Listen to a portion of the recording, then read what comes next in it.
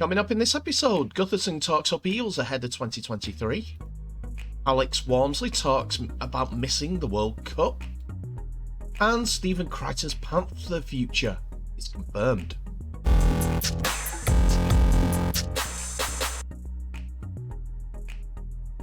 Hello ladies and gentlemen, and welcome back to the channel Held Dominance. Anthony here. Please remember to like and subscribe, and also click that notification bell if you're enjoying what you're seeing and if you want to continue seeing more. So we start off a new episode with a new subject, and this time it's about Penrith Panthers star man, well, Samoa star man to be fair, Stephen Crichton, as an announcement from their website, the Penrith Panthers that is, can confirm that the club was notified overnight by Stephen Crichton's management group that he'll be seeking opportunities elsewhere in 2024. Contrary to media reports, the club made a substantial offer in May 2022 for Stephen to remain at the Panthers, and were disappointed the club could not reach an agreement at this point in time.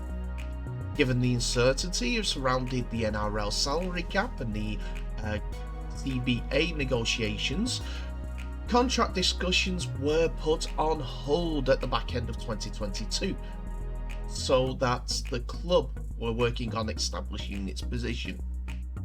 As a dual premiership winner and World Cup player, external interest in Stephen's services were to be expected, and although the club was working to maintain their representative player, Stephen made the decision to move forward with other interested parties. Although the Panthers are disappointed by the outcome, the club respects Stephen's decision and understand the situation is exacerbated by the salary cap pressures based on the club's recent success, Panthers Rugby League CEO Matt Cameron said. The club thanks Stephen for his efforts and is looking forward to seeing him represent the Panthers for the remainder of the 2023 NRL season. In the statement, it was followed up by Stephen Crichton himself, as he says he's fully committed to finishing the year strongly with the Panthers, as it's just about to start, to be honest, and finishing up with Panthers will be one of the hardest things that it can take, he says. It was the hardest decision to make, but now my full focus is on 2023 season and finishing my time at the Panthers as strongly as I can. He continued, it's going to be tough to leave my teammates, but we will have our chance to make our memories this year. I know friendships at the Panthers won't finish here, but will last forever. It doesn't come as a shock that he's made the decision to leave, but the timing is a bit late in the day due to the Sydney Morning Herald reporting that the Panthers was set to table a revised offer to Crichton's management last Monday before the Star Centre phoned coach Ivan Cleary to advise him that he will be leaving the club at the end of the 2023. He then told his teammates on Tuesday morning, says the same report. Crichton never received the offer from the Panthers, the report still claims, and with a press release sent out by the club detailing his departure at the same time the meeting was due to take place. It is not expected that Crichton will join, will be expected that Crichton will join former coach Cameron Ciraldo, Viliame Kickout and Matt Burton at the Bulldogs. Privately though, the Panthers held concerns Crichton's time at the club was coming to an end for some time amid reports that Crichton's management felt the club had prioritised the re-signings of teammates Liam Martin, Brian Toto and Isaac Togo before him. On the other side, it's reported that the Panthers put forward a reported 3-year extension to offer to Crichton in May, which was rejected at the time. At the same time, the club were trying to lock in Isaac Togo and Brian Toto, who both shared the same management as Crichton, with the Blues Centre negotiations stalling. It's believed that Crichton's management rejected the deal as Crichton was on the verge of his Origin debut, which had the potential to drive up the asking price by as much as $100,000 per season. Still in the conjecture part of the conversation, when the Panthers were finally able to table an offer, a contract that was delayed by the CBA negotiations, it had been decided it was too late. Penrith maintained they had a substantial offer for Crichton, but it would not have matched the 800 grand his management was seeking from rivals before the increase to the salary gap. Adding to the Panthers' concern was that Crichton's management only asked for a short-term extension comparatively. We're going to probably never find out what the real situation is in this circumstance, but it's one thing that's made clear. Stephen Crichton will leave the Penrith Panthers at the end of 2023.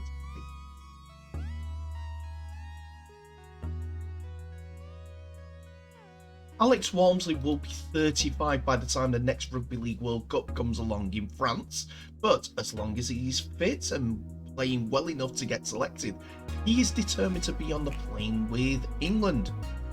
The big front rower's ambition is fueled by missing out on the last autumn's home World Cup campaign after picking up a significant foot ligament injury in August, which also denied him another grand final appearance with Saints.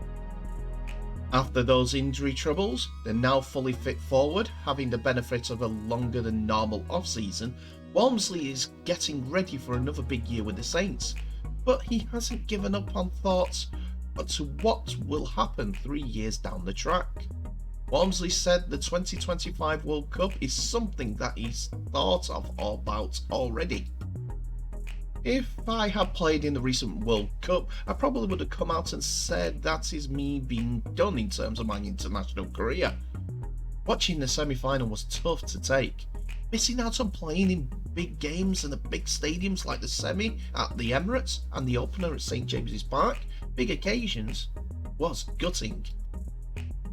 I'm not saying I would have made any difference, but being part of what I was hoping would be a successful World Cup campaign was something I had been building towards and looking forward to for 5 years since 2017. Missing out, and how much it meant to me missing out and how gutted I felt, has reignited that aim to play in the next World Cup.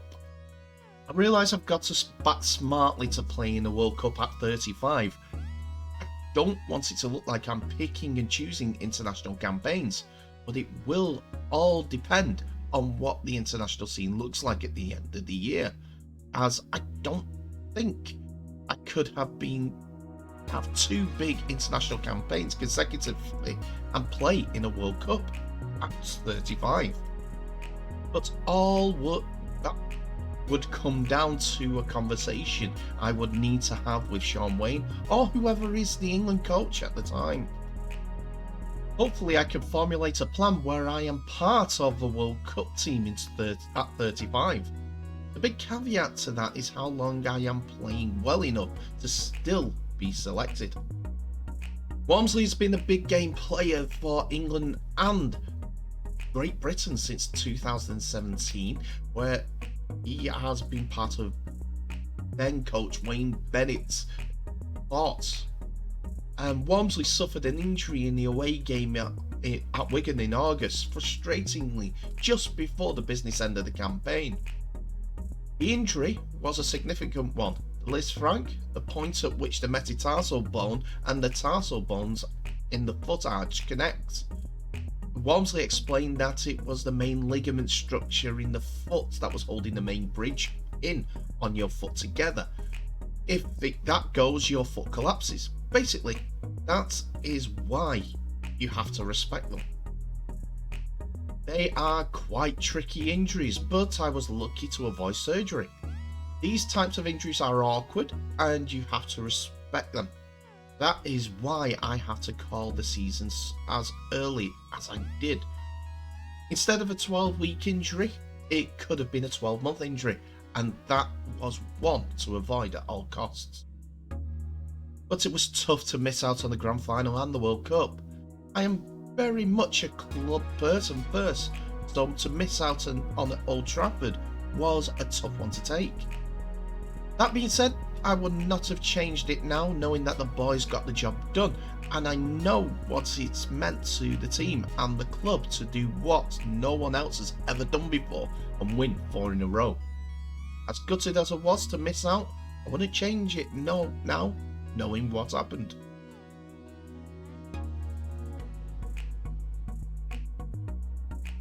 And finally, for today's episode, Parramatta Eels skipper Clint Gutherson is convinced Parramatta have recruited wisely to offset a player exodus from the grand finals squad and side and keep their premiership window open in 2023.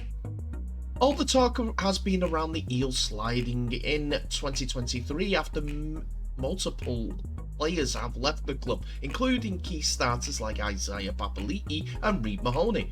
But Gutherson believes it is time to start talking about the club and what the club have gained rather than what they have lost. We have obviously lost a few quality players, but that's the way it goes sometimes, and every team does it, Gutherson told Fox Sports Online. But we have picked up some great players. We have Gart Hodjo, Josh Hodgson coming in, who has done it all for a number of years, and he is going to be exceptional for us. We've got Jira Momaisia from the Knights, who has come in and really stamped his authority and is really pushing for a spot. We have Matt Dorey, who has come back from the Bulldogs, who is pushing for a spot, and Jack Murchie from the Warriors as well. We've got a number of players that are really pushing hard and putting their best foot forward for the season. In particular, from the players that they've lost, Papali'i will be the hardest to replace, given that he's one of the best second rowers in the game for over the last 2 seasons. But Gutherson pointed out he didn't reach his potential until he joined the Eels. It's going to be tough to replace a quality player like Ice, but that is the culture we've got. We make players better that are playing in our team, Gutherson said.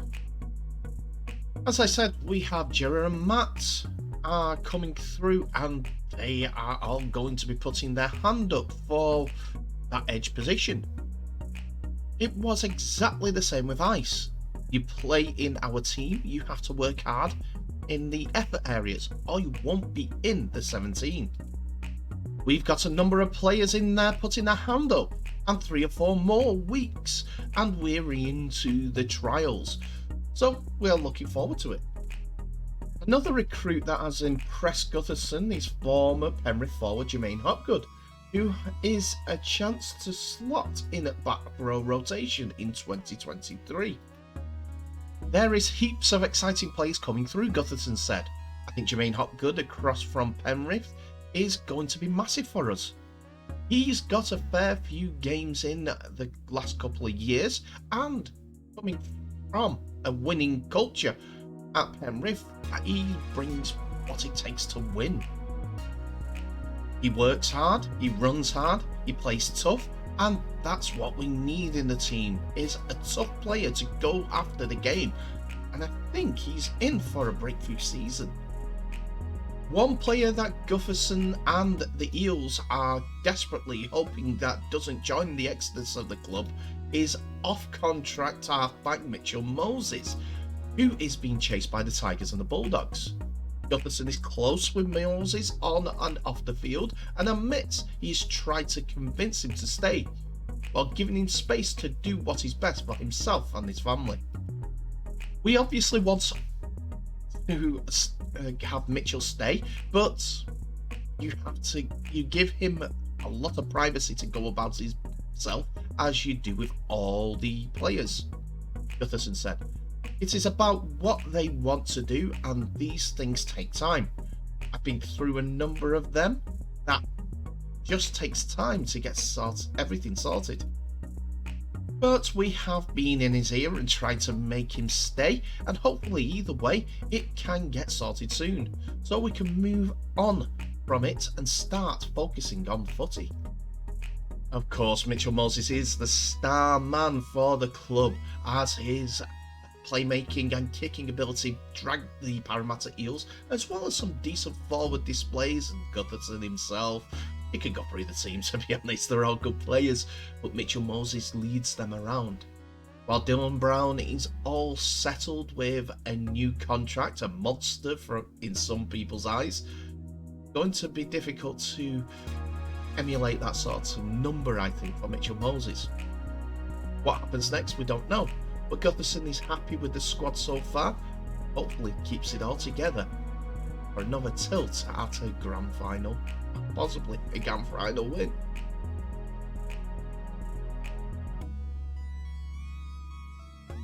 And that's it for another episode, ladies and gentlemen. Thank you so much for watching. Please remember to like, subscribe and share this video worldwide, as well as clicking on that notification bell for any updates or new videos that may be coming your way in the near future.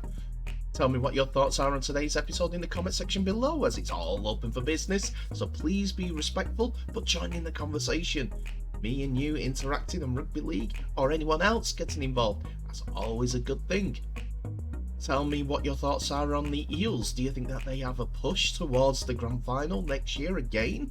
Or is it too much too soon with the turnover of staff that has come in? I still think it's a Penrith Panthers year, to be fair, but hey ho, wonders never ceases. Anyway, thank you so much for watching. Please remember to share this video worldwide. I'll end the episode as I always do by wishing you all the very best. So please stay safe, and I'll see you in the next episode.